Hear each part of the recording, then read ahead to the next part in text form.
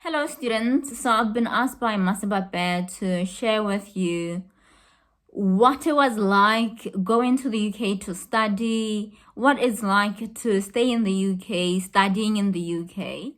So I was amongst the first set of top achievers. This was in 2010, and most of us went to the UK to do our A levels. So I started my A levels in 2010, and in 2024, I finished my PhD, and in 2025, I got my PhD result. So I am officially Dr. Cecilia Onkabetse Mwalafi. And some of you will soon be going to the UK to do your undergraduate degree or maybe A levels. So you'll be starting a similar journey and you might find this video useful. So let's start with what it was like arriving in the UK for the first time. Never been outside. I think I had never been outside Africa before. I had traveled to South Africa prior to going to the UK, but this was my first time being outside Africa. So there is definitely a newness about the UK. When you are there for the first time, you discover so many things about the UK. You learn about the bus system in the UK. You travel on a train for the first time. You get to see London for the first time. And for me, that was so exciting because I had lived in Tamara, which is a village, for my whole life. So when I got to the UK, I got to see all these new things which I had never seen before prior to traveling outside Africa. So it was very exciting.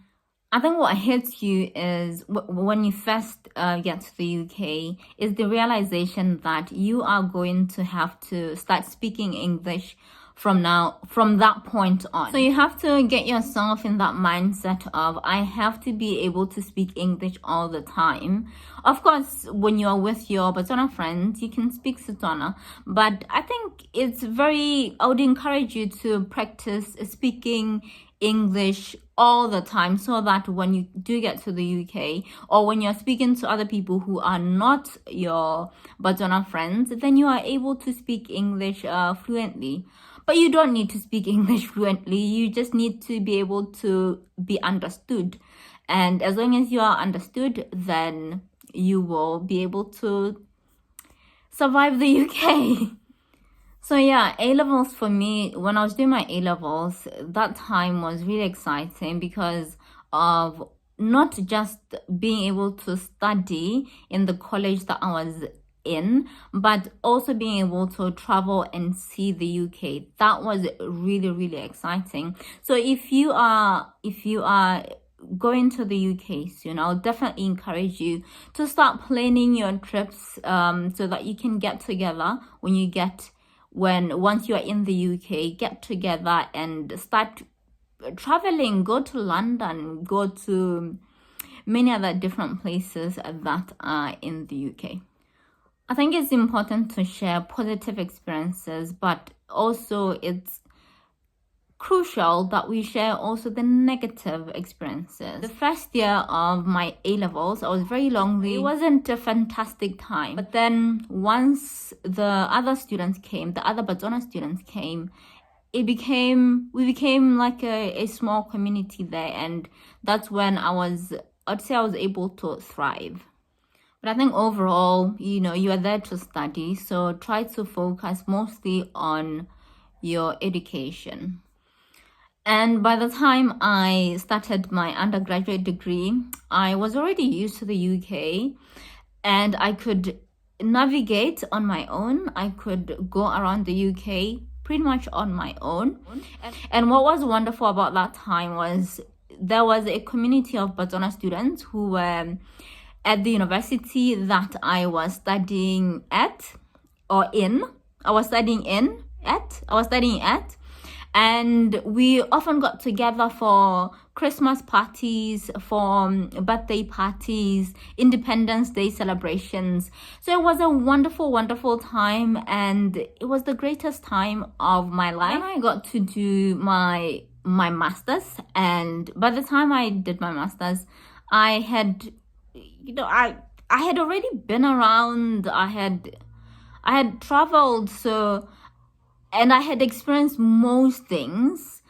So I knew what the most of what the UK had to offer, but I still did do a lot of traveling during that time, especially with friends. I think it's a great idea to discover the countryside as well as the cities. Travel to just. My focus was mainly taking in as much as I can and experiencing different things at different points in my life. I think those experiences help you to build yourself and acquire more skills that you can use in the future. And then I started my PhD in 2019 and up to 2024. And I have to say, this was a very lonely time for me. And if you talk to a lot of PhD students, they will tell you the same thing. For most PhD students, it's a lonely time because you're given a project and you have to work on that project alone for 3 up to 5 years. So during those 3-5 years, you're working by yourself on your own, and it's not the same as in your undergraduate where you go to class, or during your master's where you go to class and then you meet your friends and then you have that wonderful conversation at the beginning of class. You have wonderful conversations at the end of class as well. So PhD, very different. It feels like you are alone most of the time. So you have to make the effort to invite people out, people that you like, invite them out so that they can hang out with you, and then they will invite you out as well. So you have to put in effort to go out with friends, to make friends, and unfortunately it's like that for everyone. And in the end, I got to finish my PhD and I got my doctorate degree. So officially, I've done what I was supposed to do in the UK. So overall, I can say that it was wonderful going to the UK. No regrets. It's a wonderful opportunity that you're given, and you should definitely take advantage of that opportunity. And no matter what happens, there will always be a lesson in there. The experiences, the travels, you will learn a lot from all of that. Just being in the UK, you will learn a lot. Going to the shops, just going to buy milk, you will discover a lot. So take in those experiences and use them to create a better future for yourself as well as for your kids, and as well as for Botswana. Some of the things I wish I could have done, I wish I could have focused a lot on building my career. When you first get to the UK, you are relatively young, so you tend to, at the very beginning, focus more on getting the grades and just passing your subjects and your modules. But then later on, that's when you discover you have to build a career. So you have to start working on your CV. You have to start working on your interview skills. So I wish I had started those things at the very beginning. Another thing might be that you need to develop your human skills or interpersonal skills. It's very important that you can relate to people, and it's very important that you can form connections. You can start building connections very early on. You don't have to wait until the last minute for you to start contacting people about potential career opportunities, job opportunities, or potential business opportunities. Just make sure that at the very beginning, you identify people that you can learn from. This could be, a student who is doing martial arts. Maybe you are interested in martial arts, so make sure that you befriend that student, and that's your first connection there. Some students are very good at applying for internships, and befriend that student. You talk about how they go about applying for internships.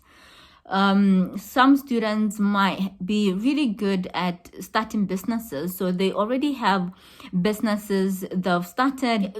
befriend that student, make sure that you ask so many different questions.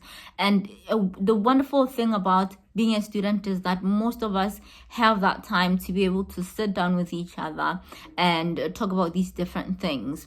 I've come to the end of the video. I hope that the video was very useful to you, and congratulations on getting to this point in your life. And make sure that you're not too hard on yourself. Life is about learning, so every time you make mistakes, learn from that mistake and make sure that the next time you do it better.